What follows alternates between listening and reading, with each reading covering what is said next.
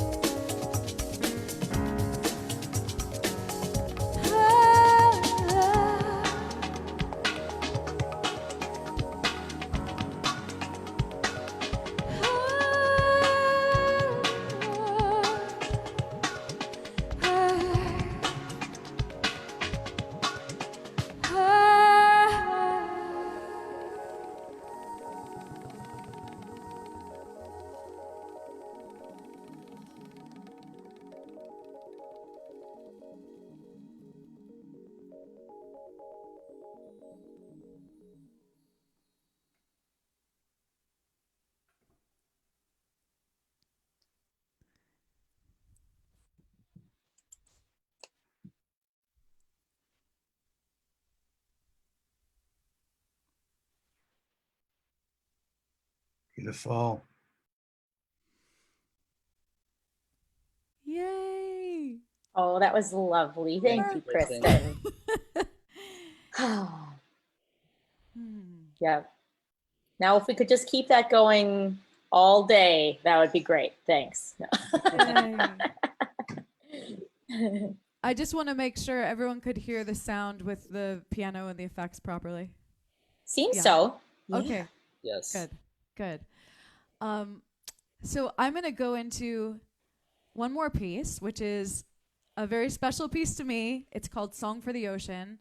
I was first invited by a friend named David Randall to sing at a summit called Speak St. Pete in St. Petersburg, Florida in 2007. And about 2 weeks before I went to the summit, I got this deep feeling, I need to write an anthem for the ocean. And I did. I went into my studio that night and got busy. And 2 weeks later, I was at the summit, and about 1,000 people stood up, and I had the lyrics for the song on the screen, and we all sang Song for the Ocean together. And we are going to share it live now. And even though you're muted, as you get used to the chorus, I would like to invite you to sing in your own space. This song is designed to be sung. It has been since 2007. It's been sung by many, many, many groups around the world. I even have had the honor of doing it with the Royal Philharmonic in London, at Sydney Opera House with 800 children, and the most amazing of them all, the amazing Song for the Ocean Journey, was going with Ocean Geographic and Michael and Sylvia and Alex to Indonesia and Singapore 2 years ago, and we shot this new music video for Song for the Ocean, which Michael, it's just beautiful. Working with Michael, and you can't ask for more gorgeous photography and video and vision. So Michael, thank you again for just facilitating that most incredible experience. And I'm going to try my very best to sync my live singing so that it matches up with the video. We'll see. I practiced it a few times. But anyway, so please enjoy this video that was an incredible labor of love with Michael. And Sylvia is going to make a guest appearance as well in the video. And Alex was helping behind the scenes. It was a real team effort. Here we go. Okay. John, whenever you're ready, go for it. I'm watching. And I'm going to hit my button at the right time.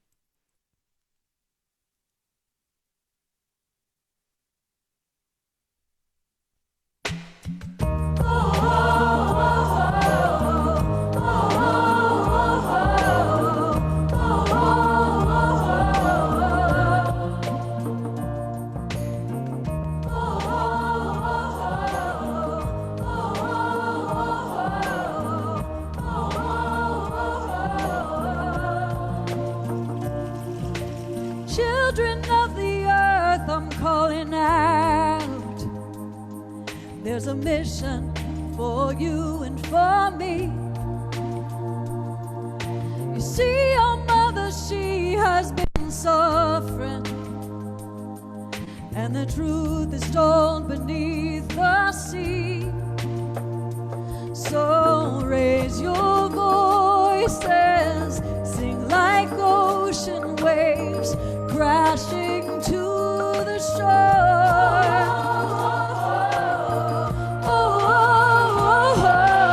This is our song for the ocean. Mother Earth, we are calling your name. We know you're taken for granted, but we stand here committed to change. The voices of children are singing towards tomorrow's horizon they gaze. Oh, this is our song for the ocean. Give us strength.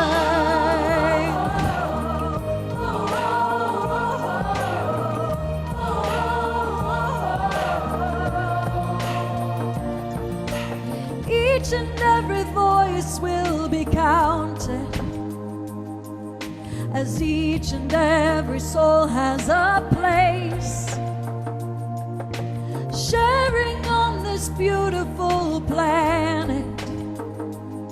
We need awareness every decision we make. So raise your voices, sing like thunder, strengthen harmony.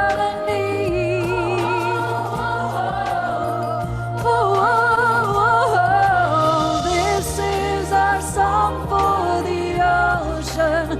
Mother Earth, we are calling your name.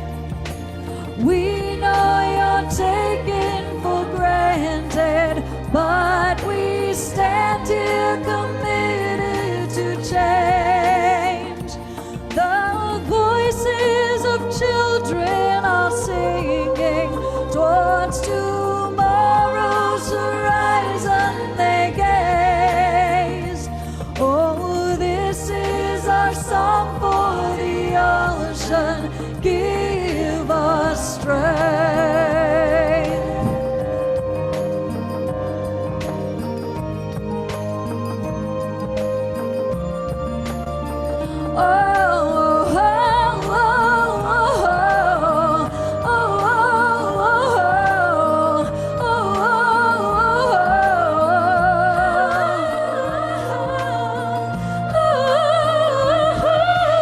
This is our song for the ocean. Mother Earth, we are calling your name. We know you're taken for granted, but we stand here committed to change. The voices of children are singing towards tomorrow's horizon they gaze. Oh, this is our song for the ocean. Give us strength. Oh, this is our song for the ocean. Give us strength.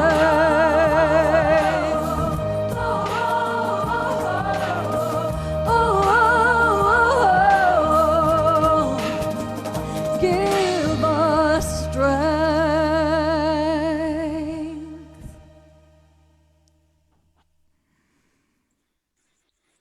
Yay! Yay! Thank you, Michael, again for such an amazing video. Thank you, Sylvia, for being in it. That was one of the most incredible weeks of my entire life, and I will. Whew. The choir that sang was an incredible choir led by dear Francis Liu from Singapore, and they did such a beautiful job of singing from their full hearts for the ocean, and it was a beautiful educational experience to work with them as well and get them excited about the ocean. So thank you guys. Sing the song at home if you haven't yet today. Back to, oh, I almost forgot. Michael, I was leading into you and then I spaced out. Michael, I would like to invite you to come on next and share your incredible photography. Maybe first you can talk a little bit about what you're going to share, and then we're going to be seeing a beautiful photography video set to a piece of music, I believe, by composer Eric Bettens, correct? Correct. Okay, why don't you share about it? Michael, take it over. Thank you, Christine. Thank you for having me here. And good morning from Sydney, Australia. June 8th is the happiest day of the year for me ever, every year. This went back all the way back in the early 90s when I quit from my previous professions and became an underwater photographer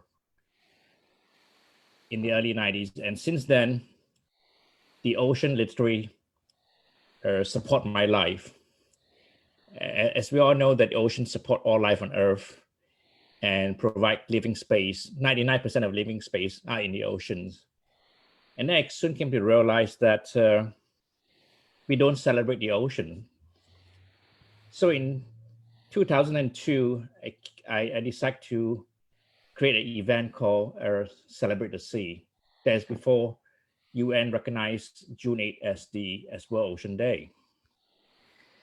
And since then, I'm very fortunate to be able to collaborate with lots of people, lots of peers, like David Jubilee, Ernie Brooks, and very fortunate to meet Dr. Sylvia Earle too, that encouraged me to and inspired me to do much more for the ocean, because the ocean literally keeps us alive. And it is the regulator of our world climate. It provides food and medications for all of us. And it's a very beautiful place to be in. So I make lots of pictures and so a lot of pictures, and that's why I'm indebted to the oceans, because it literally keep me, feed my family, feed my children. We will celebrate the Sea Festival from 2002. It went on year after year after year until 2018. In Singapore, we had it. I remember Dr. Sylvia coming to Singapore in 2006 for Celebrate the Sea Day, which is actually on June 8th at the time, before it was named World Ocean Day. And then we had thousands of children coming with us to paint about the ocean, to paint sharks, to paint the beauty of the ocean, coral reef, etc. And then I met Eric Bettens in 2005 in Antibes, France. And we have these connections with people of the oceans that I say, Eric, you have to write me. I know he's a composer. He's a celebrated composer from Belgium. You have to write me a piece of music called Celebrate the Sea. And my brief to him, I gave my brief to him as you have to have coral reefs. There'll be coral reef. There'll be sharks. There'll be whales. There'll be dolphins. And he came back about 2 days later with this piece of music called Celebrate the Sea. And now rename it. He did a version last year. We rename it to Celebrate the Oceans. So instead of just showing my work, I learned to collaborate, because when you collaborate, you get better work done instead of just your own work. So I collaborate with photographers from around the world, videographer around the world, and we create a competition called Ocean Geographic Pictures of the Year, and to get the best of our people to help use the pictures and imagery to inspire love for the oceans. So here we are. We edited this piece called Celebrate the Oceans to share with you. Do we have the piece on our music? Enjoy, everyone.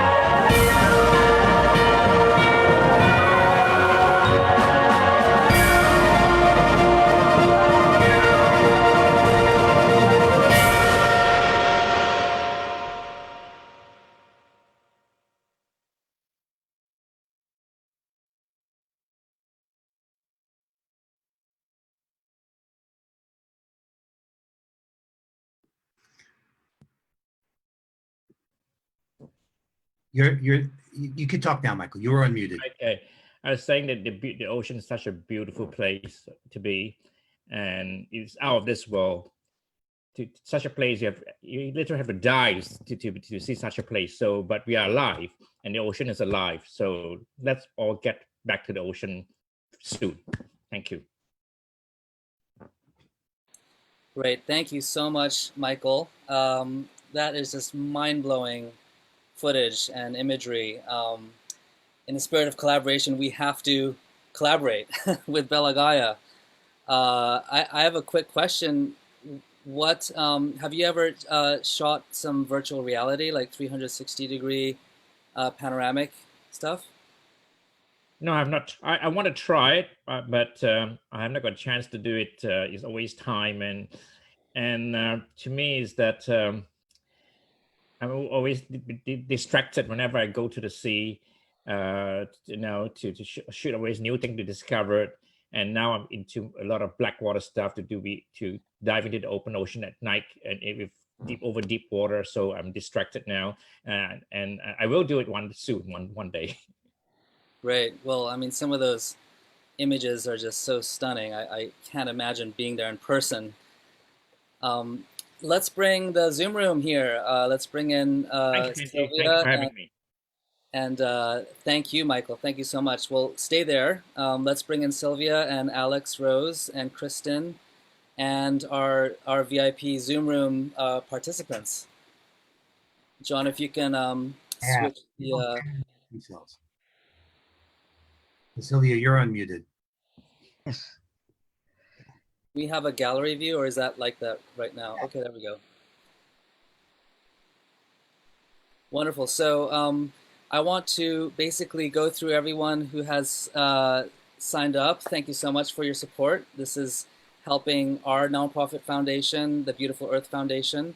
But obviously, we want to give everyone a chance to ask a question. So maybe one question per person. Let's see.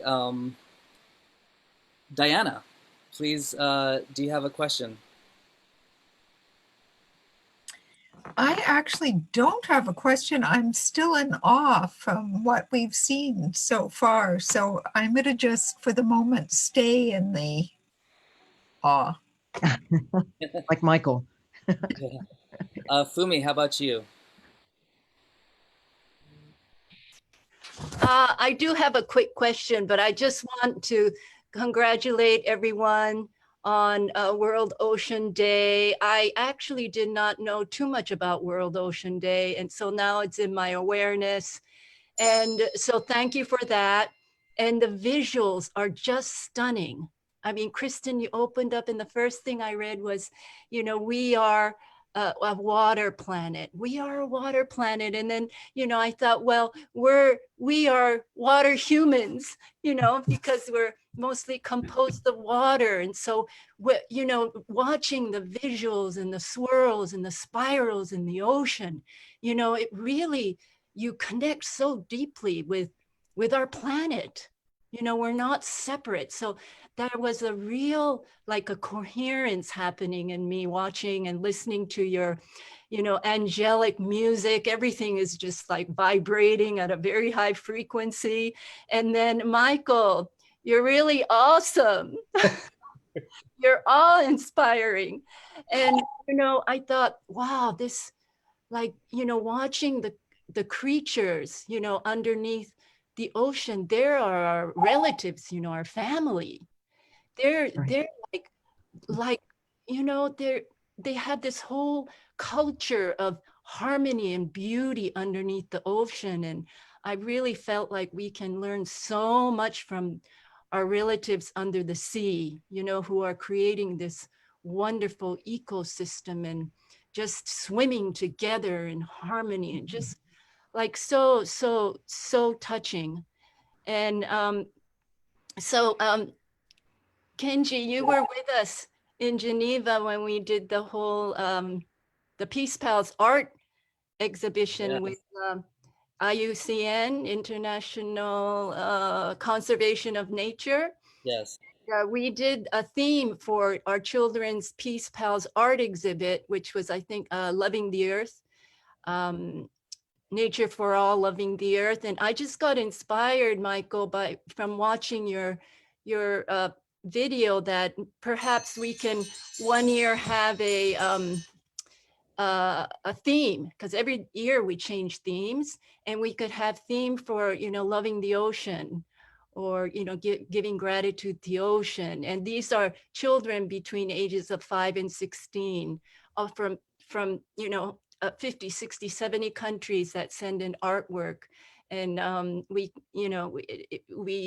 organize an exhibition that can be shown around the planet. And that would be a wonderful way to raise awareness of the ocean and educate children about these beautiful, our family under the sea. So I just got very inspired. But my simple question would be, today's World Ocean Day, but what do you do during the other months? Or is there any activity you continue throughout the year for outreach and education? Every day. Every day. Every day. I mean, why one day? Yeah. It's what you do every day that counts. Mm-hmm. It's great to pause and celebrate, but what you know we must do about our behavior toward the ocean, what we put in, what we take out, how we live our lives that affect the world around us. Mm-hmm. I have a question pertinent to what's happening now with the pause. You mentioned the word pause, but with so much activity paused, I'm wondering, Alex and Sylvia, what kind of changes have we seen in this last month or two with just less activity? I'm very curious. Alex, go.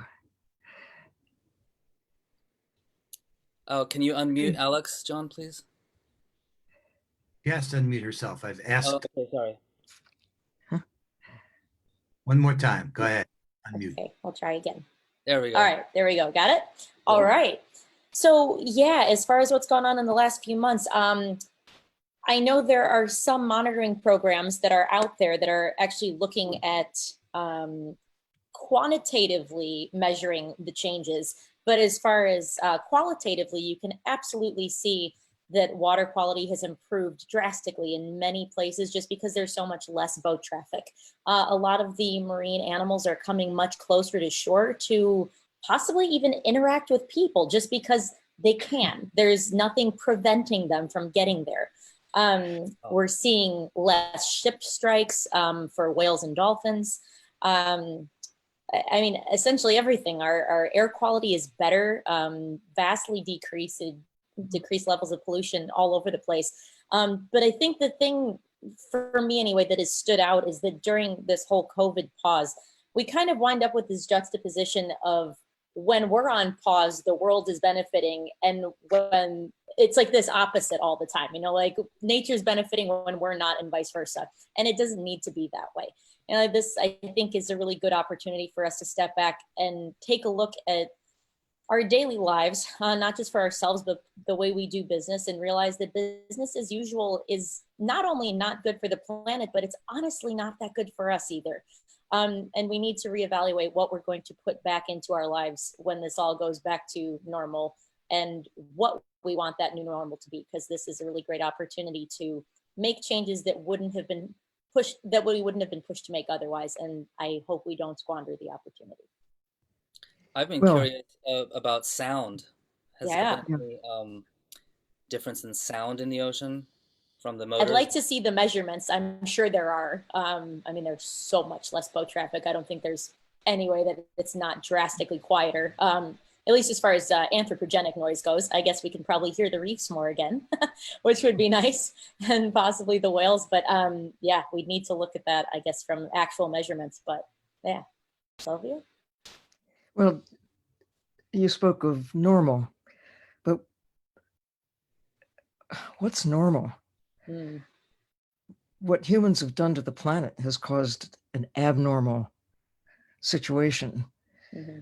When we realize we're newcomers, Earth has been around for 4.5 billion years.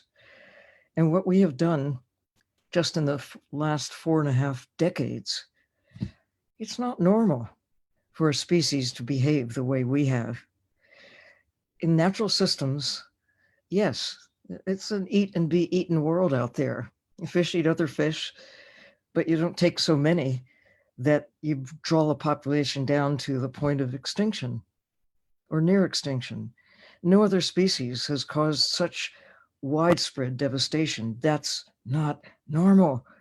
It isn't normal for human beings to take coral reefs that were thriving, getting along just fine for thousands of years, hundreds of thousands of years. And then just in recent decades, look at the numbers.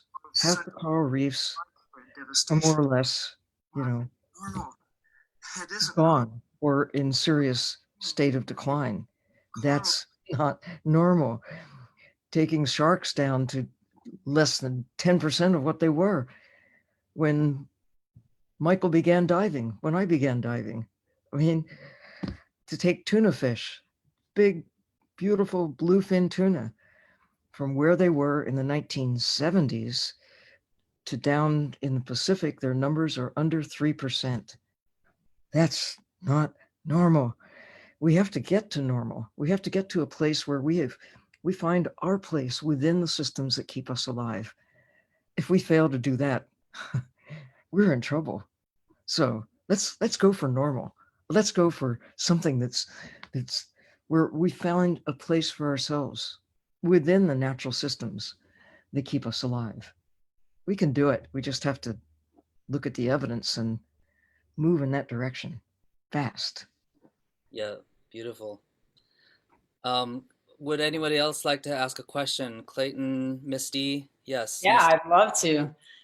First of all, I just want to say, wow, what an incredible experience. And thank you to everybody who put this on. Sylvia, Earle, it is an honor to see your face, even if just on a screen. So thankful for all that you've done for our world and certainly for our oceans, your courage and your bravery. And I've watched your documentary and I'm just so thankful for you and all that you do. I especially appreciated what you just said there about what normal really is. And I just wish we could take that little snippet and blast it out to the world. Kristen Hoffman, you've got the most beautiful voice in the world. When you sang, my stomach calmed, and I actually, my whole, we're made up mostly of water, and you're singing to my water and from your water, and I just am so thankful for that. It was truly a blessing.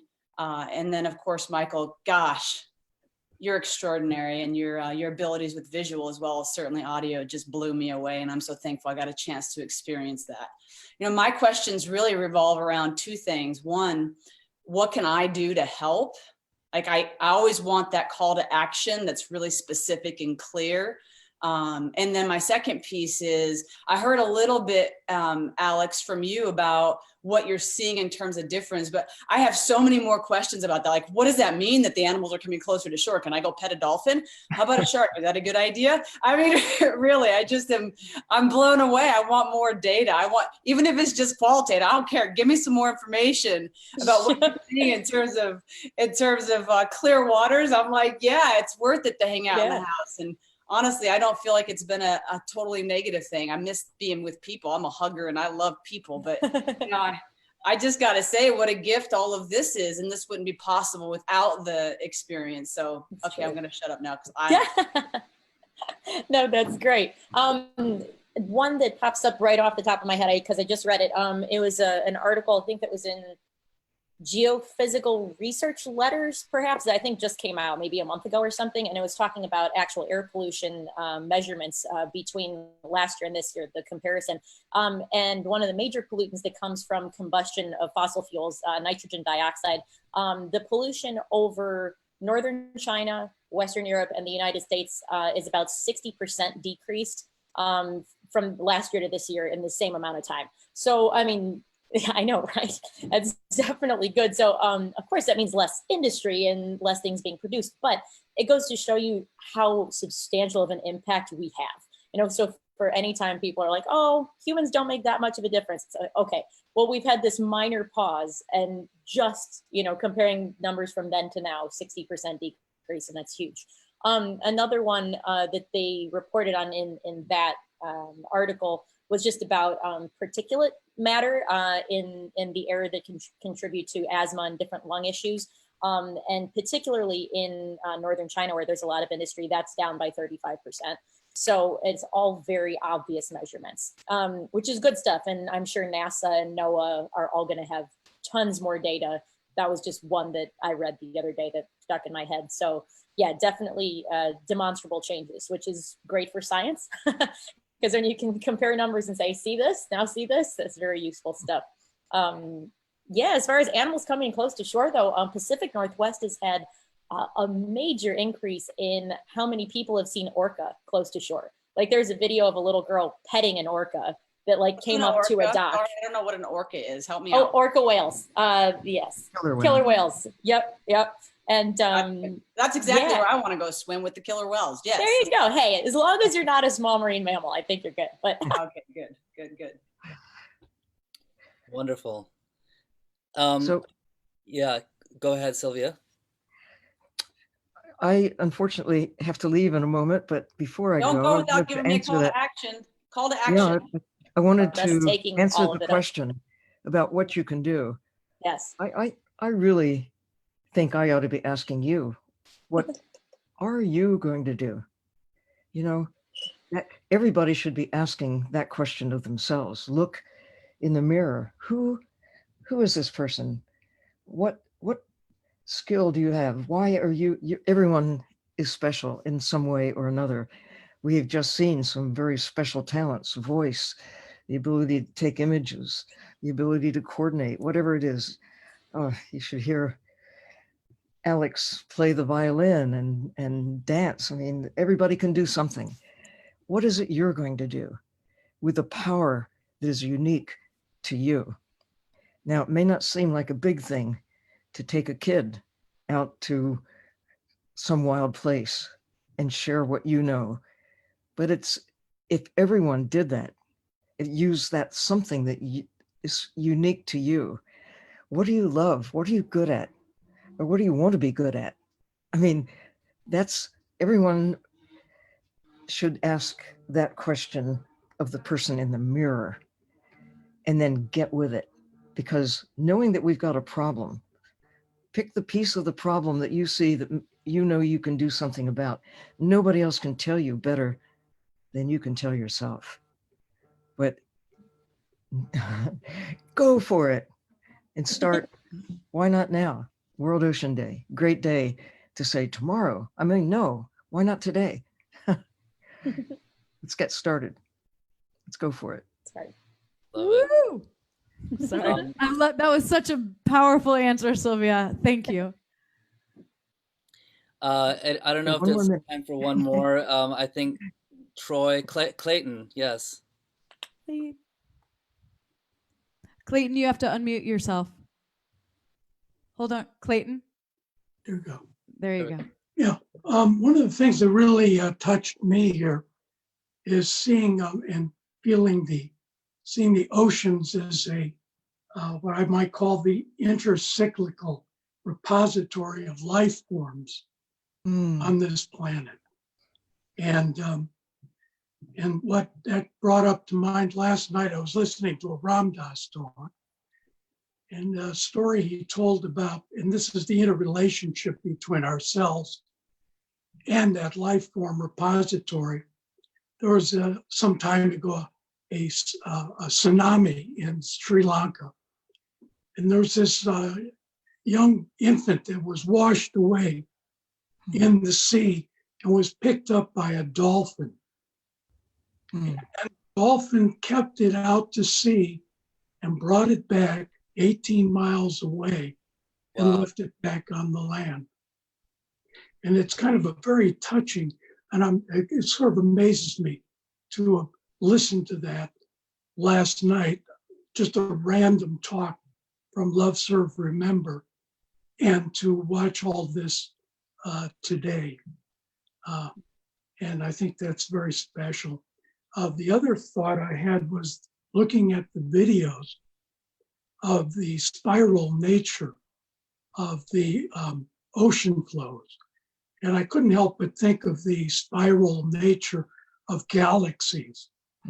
and how the oceans kind of reflect a kind of fractal relationship to the galactic environment that we live in, which of course for you, Kenji, being involved in all this video of space, brought me to ask you the question, are you familiar with the Electric Universe people and the website thunderbolts.info, which I'd love to check it out.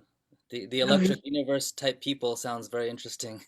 Well, it's a community of people who are offering up a new cosmology to replace the one we've been living with, that is based on the model that our star systems are electrical phenomena.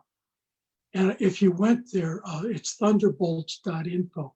It's a very creative collection of folks. And you could Google, you could email me, and I'd be happy. I've been to many of their conferences, and really?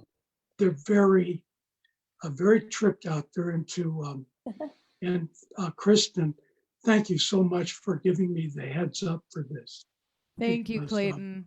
I would not want this to have passed under my radar screen. So thank you. So much gratitude. And I know we have to say goodbye to Sylvia. So I just want to take this moment to I hug you, Sylvia. Thank you for all you do. Yeah, you are a true mentor for us all, and reminding us and in our hearts and our minds each day as we think and look in that mirror and say, what can I do today? Right? Thank you. Thank you for all you're doing. Thank you for everyone.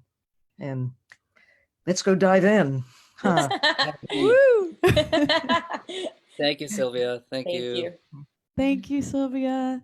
So Thank we can, there's Pamela and Vanessa. I don't know if you guys have some questions. If not, we can certainly wrap up. Troy, are you there? So I know Troy's there. I don't know if he knows how okay. to unmute on his phone, but yeah. Well, It's always different on different devices. Michael and Alex, why don't you wrap with a memorable story with Sylvia, perhaps, since you guys have worked with her, traveled with her. Would love to get personal experience with the legend. Michael, do you want me to go or are you going to go?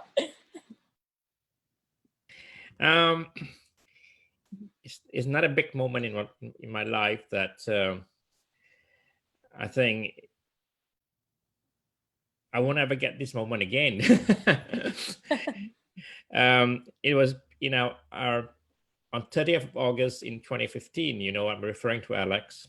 Yes. I mean, how often do you get a chance to celebrate Sylvia's 80th birthday with her? I mean, in the presence of her deepness. 80th birthday. And it was her first dive in the Arctic. To me, I mean, she is the mother of the ocean. She exudes love and shared the love with every one of us. And to be with her on the birthday and to be the person next to her when she first dived into the Arctic Ocean at -1 degree Celsius, that is your minus 32 degrees Fahrenheit, 32 degrees Fahrenheit. I remember, on the show and trying to help her into a dry suit, which is not made for her. And she tried for a couple of hours because, wearing a dry suit is like, you have to put in layers and layers of undergarment on you. And then by the time you put it on, you're so tired and exhausted, and we have to. And I say, Sylvia, let's forget about it. Let's not do it. But she tried to put on for 2 hours, change 3 suit, and she would not give up. I'm trying to say that we cannot give up. And here we are, no doubt it's up in the Arctic at 80 degrees north, but after 2 hours getting in and out of suit, you can be very tired and very hot. And she would not give up. And then I gave up. I sat on a show. I said, no, this is not going to work. This is not going to happen. I mean, it's too. I do not want her to faint on me, on us. But she did it. We got into the water after over 2 hours. And then next thing I saw her face down in the ocean, in the Arctic Ocean, face down and barely move. I said, what's happening here? Someone going to help her and pour out the water. And we got closer and she was there. Sylvia, fourth major in seaweeds and plant.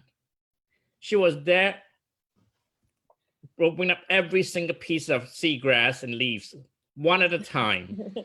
And who could not get her out of water?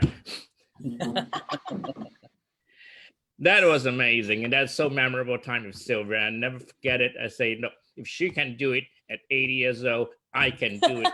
Everybody can do it. That's my moment with Sylvia. She's a force of nature. She really is. Wow. Yep. So let's see. Gosh. Well, so my history with Sylvia is longer than you would expect. So I met Sylvia when I was 9 years old. Her book Sea Change at the time had just come out, and she was doing a lecture at Chicago Shedd Aquarium. I'm from Chicago, so I went to see her when I was 9. My mom took me to go see her. And I will say that I withdrew from her home address, and from then on, I sent her a Christmas card every single year. So even as a kid, I stalked Sylvia. So it's a totally normal thing to do, I think. But we always stayed in contact, but via email and physical letters. And we hadn't seen each other in quite a long time. And then I saw Sylvia when I was 26 at Beneath the Sea, a dive show in New Jersey. And between that time, I think I'd seen her once, maybe. And I went to go reintroduce myself to her at Beneath the Sea because I figured there's no way she'll remember me. I'll just, say hello. And I went up to say, hi, Sylvia, I'm so-and-so. And she said, oh, Alex. And I was like, oh, holy cow, she remembers me. And like for somebody as huge as Sylvia in her field to remember somebody that, she met when I was 9, 10 is, it's really cool. And it's not something that happens a lot. So yeah, that's probably my cool Sylvia story. She remembers everything from the huge stuff to the tiny stuff. And yeah, she's the best. Awesome. Yeah. Well, these personal stories are so meaningful, and you're so lucky to have worked with her and on in the most extreme conditions. Yeah, that was crazy.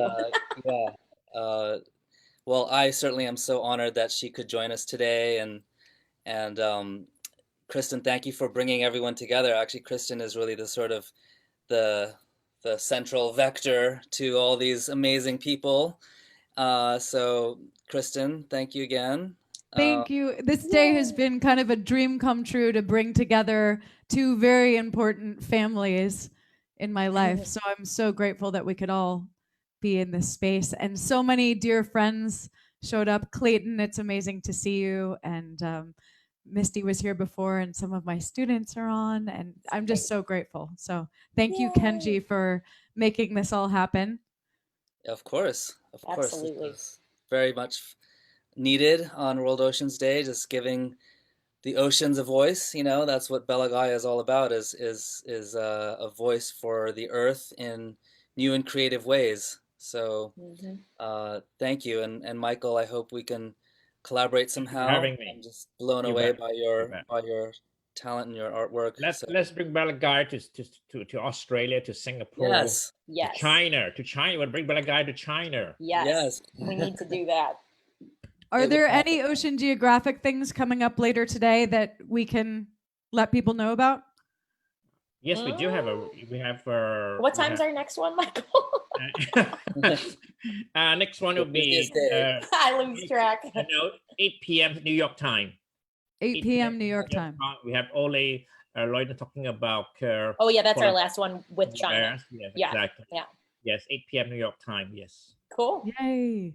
Great. Like. And to wrap things up, John, thank you. I want to thank John Raymer and the Compassion Games and the whole Sign Network. This was shared on 75 pages. And so, wow. Yeah, I think we got a great audience.